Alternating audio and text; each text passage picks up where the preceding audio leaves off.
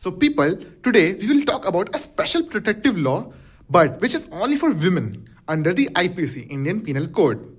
Yes, it is Section 354 of the Indian Penal Code IPC. But, before starting, let me tell you that it is divided in four parts: Section 354A and B and C and D. Yeah, four. People let's start with the definition of section 354 यानी कि section 354 क्या कहता है। तो हमारा section 354 harassment को define करता है, जो कि कहता है the act of any criminal force perpetrated on a women with the aim to insult her modesty is covered by section 354। यानी कि कोई भी ऐसी एक्ट मतलब जो क्रिमिनल फोर्स के में यूज़ की गई हो किसी विमेन के ऊपर इस एम से कि हमें उसकी मॉडेस्टी को इंसल्ट करना है, मतलब कि उसका चरित्र पे को इंसल्ट करना है या फिर उसकी कोई मतलब उसकी कुछ ही मतलब उसको डिफेम करना है, इससे इन चीज़ों को सेक्शन 354 के अंदर कवर किया जाता है। ठीक है ना। और जो सेक्शन 354A है वो बात करता है sexual harassment and punishment for sexual harassment. ठीक है, जिसमें आता है physical contact which is unwelcomed and it can be either unforcefully और फोर्सफुली। यानी कि कोई भी ऐसा फिजिकल कॉन्टैक्ट जो वुमेन को जो कि वो नहीं चाहती थी उसके कोई टच करे, और चाहे वो फोर्सफुली हो या फिर अनफोर्सफुली हो, यानी कि मतलब कोई फोर्सफुली टच करता है या फिर अनफोर्सफुली बिना मतलब अचानक से टच करता है, तो वो सेक्सुअल हरेसमेंट में आता है। ठीक है, जो फिजिकल कॉन्टैक्ट हो। और दूसरा आता है डिमांड फॉर सेक्सुअल कॉन्टैक्ट और रिक्वेस्ट और फेवर्स। ठीक है ना, यानी कि कोई भी ऐसा डिमांड जिसमें सेक्सुअल कॉन्टैक्ट या रिक्वेस्ट या फेवर्स आते हैं। और थर्ड आता है पोर्नोग्राफिक कंटेंट या फिर अगेंस्ट द विल, यानी कि उसकी चाहत के बिना, उसके कंसेंट के बिना आप उसको कोई भी पोर्नोग्राफिक 18+ कंटेंट दिखाते हैं, तो फिर ये भी एक सेक्सुअल हरेसमेंट के अंदर आता है, जो कि कवर होता है सेक्शन 354A के अंदर of the IPC Indian penal code, not the BNS।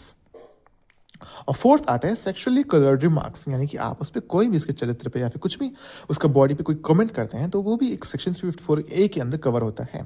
तो अब बात करते हैं इनकी पनिशमेंट की। तो फर्स्ट 3 के लिए ये इन फिजिकल कॉन्टैक्ट और इस डिमांड की और पोर्नोग्राफिक कंटेंट की इन तीनों के लिए 3 साल की जेल या फाइन होता है। ठीक है, और जो आखिरी सेक्सुअली कलर्ड रिमार्क्स है इसके लिए सिर्फ 1 साल की जेल है और फाइन। ठीक है ना। अब बात करते हैं सेक्शन 354 के पार्ट बी की, जो कि कहता है असॉल्ट और use of criminal force to women with intent to disrobe. ठीक है ना, मींस डिसरोब मींस नेक्ड। ठीक है, यानी कि कोई भी ऐसी क्रिमिनल फोर्स या फिर असॉल्ट विथ इंटेंट टू डिसरोब, यानी कि किसी को डिसरोब करना कि इस इंटेंट से कि मतलब उसको डिसरोब करें किसी विमेन को। ठीक है, या फिर असॉल्ट, ये आता है सेक्शन 354B के अंदर। ठीक है ना।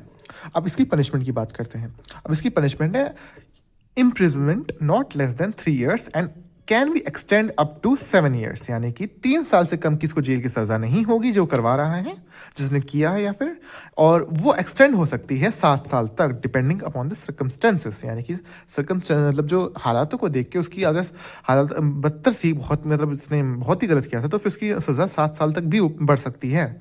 3 साल तो मतलब मिनिमम जाना ही जाना है और 7 साल तक भी जा सकता है। तो अब थर्ड पार्ट पे आते हैं, जो कि कहता है सेक्शन 354 पार्ट C, जिसे कहते हैं वॉयरिज्म, मीन्स वॉचिंग, कैप्चरिंग और वीडियो कुछ भी। ठीक है ना, मतलब कि अगर आप किसी वुमेन को किसी वुमेन की प्राइवेट एक्ट की वीडियो बनाते हो या फोटो ले रहे हो या देख रहे हो, तो उसे सेक्शन 354C के अंदर कवर किया जाता है, जिसे वॉयरिज्म कहते हैं। मतलब कि सीधी सिंपल भाषा में कहें तो अगर वुमेन ऐसे जो मतलब वुमेन ऐसी कोई भी काम जो वो पब्लिकली नहीं कर सकती, वो सिर्फ प्राइवेट में कर सकती है, और आप उसको देख रहे हो, वीडियो बना रहे हो या किसी और से बनवा रहे हो या कुछ भी मतलब उसको वॉच कर रहे हो, तो फिर आप सेक्शन 354C के अंदर आते हो वॉयरिज्म में। ठीक है ना। और जो क्या नाम है वीडियो वायरल कर रहे हो, ये जो जितनी मतलब चीज़ें हैं ना, तो ये सब सेक्शन 354 के अंदर की आती है। इसका मैं आपको नोट्स डाल दूंगा, पढ़ लीजिएगा। ठीक है, और इसमें पनिशमेंट काफ़ी सारी होती हैं। ठीक है, डिपेंडिंग आपने क्या किया है, और ये सब बिना कंसेंट के होना चाहिए, मतलब कि उसका कंसेंट नहीं होना चाहिए इस पर। और इवन आपको कंसेंट के लिए मना भी कर देती है तब भी आप ये नहीं कर सकते हैं, मतलब कि आप सब कि अगर आपने उसने आपको कंसेंट नहीं दिया तो भी आप नहीं कर सकते, और आपने उसके बिना कंसेंट के भी कर लिया तो भी आप नहीं कर सकते, यानी कि उसका कंसेंट मैटर करता है। इसमें कई सारी पनिशमेंट आती हैं इंक्लूडिंग 1 to 3 years जेल। ओके, अब बात करते हैं सेक्शन 354 के पार्ट D की, जो कहता है स्टॉकिंग। ठीक है ना, ये सिर्फ वुमेन के लिए ही अप्लाई होता है, मतलब कि एक वुमेन ही स्टॉक हो सकती है, बाकी सब पे IT एक्ट लगती है। जो इंटरनेट स्टॉकिंग करते हैं उन पे IT एक्ट लगती है, जैसे कि अगर एक मैन को स्टॉकिंग करता है इंटरनेट पे तो उस पर IT एक्ट लगेगी। So let's start with this. ये सेक्शन 354D कहता है stalking can be done physically as well as on internet.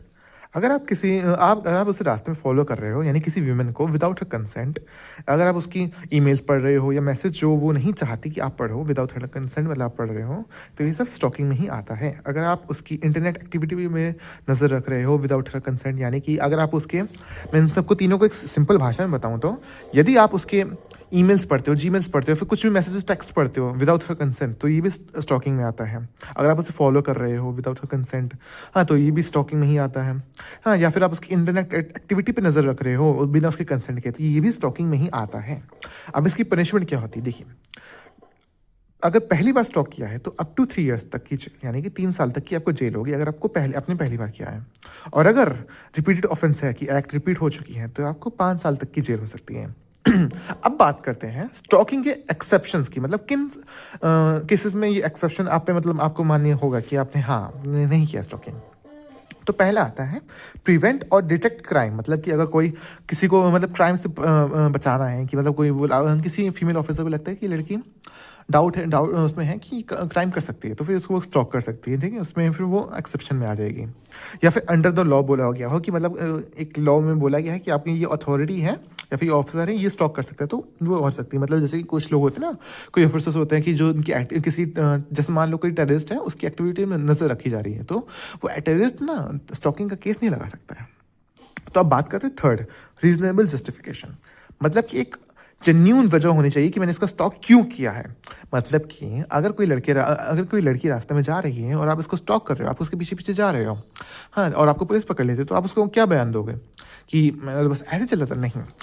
अगर आपका रीज़न होता है कि जैसे कि उसके पीछे कोई गुंडे पड़े हुए थे, तो मैं उसको सेफ्टी के लिए उसके स्टॉक कर रहा था, तब जाके आपको छोड़ा जा सकता है। वो भी तब जाकर पुलिस कन्विंस होती है, तो ये सच भी साबित करना पड़ता है। ये नहीं कि सिर्फ हवा हवा में बोल दे कि हाँ उसके पीछे गुंडे पड़े इसलिए मैं उसको स्टॉक कर रहा था। नहीं, ऐसा नहीं, आपको प्रूव करना पड़ेगा अपना जो भी आपने रीज़न दिया है। So guys, this is the all section 354, मतलब इसमें सब यही था जो भी था।